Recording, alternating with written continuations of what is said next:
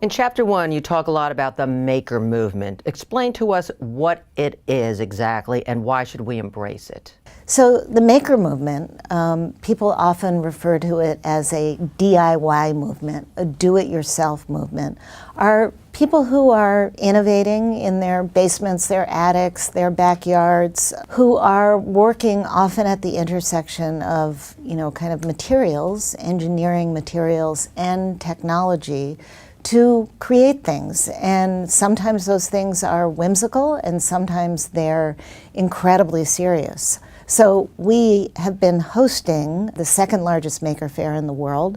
We're about to host our 8th fair, September 23rd, 24th, 2017. Exciting. And it brings, it's an amazing event. So we will have approximately 900 makers at the fair, and 100,000 people will come to visit them during the course of a weekend. And so the maker movement it's really a movement where people have a chance to come out of their sort of private invention spaces into a public venue and share their work with others so that others can learn from them, others are inspired by them, others are delighted by them. What's the major demo of these makers? Is it teens to like 80, or is it, what is the age range? It does. It ranges from teens to people in their 80s. And, 1 year at and as I said before, it includes, everything from very serious kinds of inventions. So I remember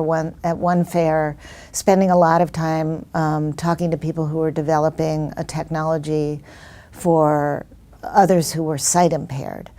But at that same maker fair, there was an old Volvo that these retired professors from Rice University had covered with those Billy Bass fish, wired them all up, and they would move in sync to 60s rock and roll music. And when I asked them, so what inspired you guys to do this? They just said, look at the faces of the people. There wasn't anybody who didn't walk by that amazing display and stop and smile and just delight in what these people had created.